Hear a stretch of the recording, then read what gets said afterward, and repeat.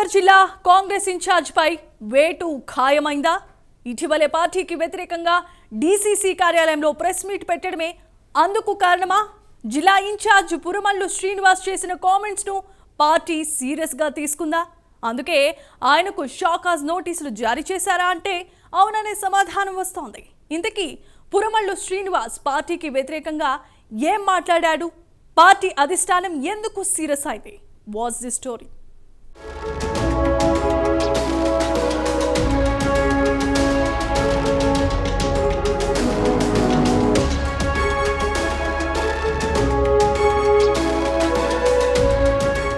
కరీంనగర్ జిల్లా కాంగ్రెస్ లో రాజకీయాలు హీటెక్కాయి. జిల్లా అసెంబ్లీ నియోజకవర్గ ఇన్ఛార్జి గత అసెంబ్లీ ఎన్నికల్లో పార్టీ అభ్యర్థిగా పోటీ చేసిన పురుమల్ల శ్రీనివాస్ పై బహిష్కరణ వేటు తప్పదని తెలుస్తోంది. గతేడాది డిసెంబర్ 18న ఆయన డీసీసీ కార్యాలయంలో తన అనుచరులతో కలిసి ఒక సమావేశం నిర్వహించారు.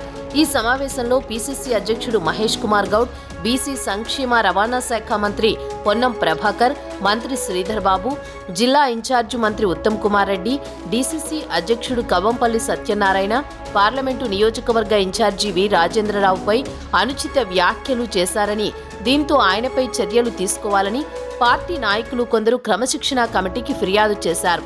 దీనిపై క్రమశిక్షణా committee chairman G Chinna Reddy Purumalla Srinivas కు షోకాజ్ నోటీస్ కూడా జారీ చేశారు. వారంలోగా వివరణ ఇవ్వాలని, లేకపోతే పార్టీ నియమాలు, మార్గదర్శకాలను అనుసరించి కఠిన చర్యలు తీసుకుంటామని షోకాజ్ నోటీసుల్లో పేర్కొన్నారు.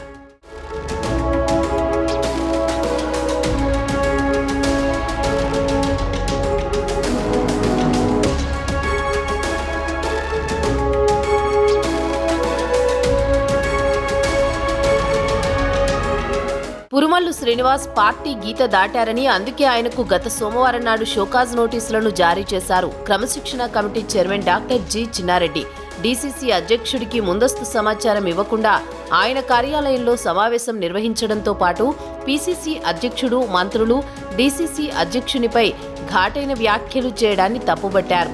అదే రోజు ఏఐసీసీ ఆదేశాల మేరకు పీసీసీ అధ్యక్షుడు రాజ్భవన్ మార్చ్ను నిర్వహిస్తే దానికి కూడా హాజరు కాకుండా డీసీసీ కార్యాలయంలో పురుమల్ల శ్రీనివాస్ సమావేశాన్ని ఎందుకు ఏర్పాటు చేశారని క్రమశిక్షణ committee chairman doctor G Chinna Reddy ప్రశ్నించారు.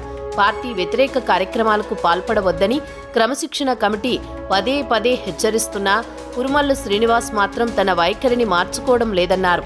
ఇలాగే కొనసాగితే మాత్రం క్రమశిక్షణ కమిటీ చర్యలు తీసుకుంటుందని షోకాజ్లో పేర్కొన్నారు. షోకాజ్ నోటీసు వచ్చిన తేదీ నుంచి వారంలోపు వివరణ ఇవ్వాలని, వివరణ ఇవ్వకపోతే కఠిన చర్యలు తీసుకుంటామని నోటీసులలో పేర్కొనడం జిల్లా కాంగ్రెస్లో చర్చకు దారితీసింది.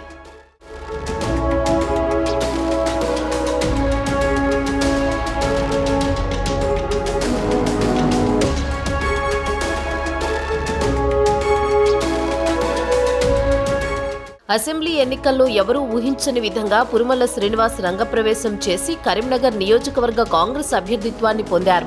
ఆ సమయంలో ప్రస్తుత సుడా చైర్మన్ కోమటిరెడ్డి నరేందర్ రెడ్డి, మంత్రి శ్రీధర్ బాబు అండదండలతో కరీంనగర్ అభ్యర్థిత్వాన్ని ఖరారు చేయించుకునేందుకు ప్రయత్నించారు.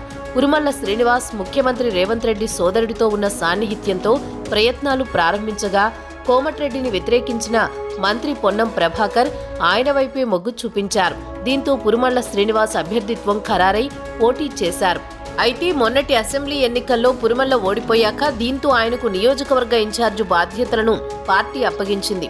ఏడాది పాటు మంత్రి పొన్నం ప్రభాకర్ వెన్నంటే ఉంటూ అన్ని కార్యక్రమాల్లో పాల్గొంటూ వస్తూ ఆయన వర్గంగానే గుర్తింపు పొందారు. నియోజకవర్గంలో Purumalla Srinivas market committee chairman పదవితో పాటు మరికొన్ని పదవులను కూడా తాను సూచించిన వారికి ఇవ్వాలని డిమాండ్ చేశారు. ఈ విషయంపై నేరుగా ఇన్ఛార్జ్ మంత్రి ఉత్తమ్ కుమార్ రెడ్డికి లేఖ రాయడం మంత్రి పొన్నంకు ఆగ్రహం తెప్పించిందని సమాచారం. ఆ తర్వాత నుంచి పురుమల్ల శ్రీనివాస్ మంత్రులకు వ్యతిరేకంగా బాహాటంగా మాట్లాడడం ప్రారంభించారని సమాచారం. చివరకు డీసీసీ కార్యాలయంలోనే సమావేశం ఏర్పాటు చేసి తన అసంతృప్తిని వెళ్లగక్కడంతో పాటు మంత్రులపై, పీసీసీ, డీసీసీ అధ్యక్షులపై తీవ్ర వ్యాఖ్యలు చేయడం కలకలం సృష్టించింది.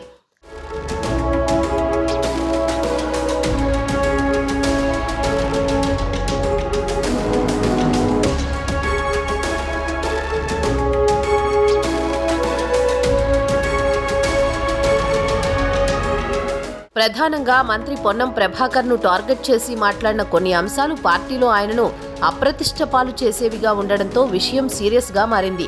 మంత్రి పొన్నం అనుచరులు ఈ విషయాన్ని పీసీసీ అధ్యక్షుడు క్రమశిక్షణ కమిటీ చైర్మన్ దృష్టికి తీసుకువెళ్లడమే కాకుండా రాతపూర్వకంగా ఫిర్యాదు చేయడంతో క్రమశిక్షణ కమిటీ షోకాజ్ నోటీస్ జారీ చేసింది.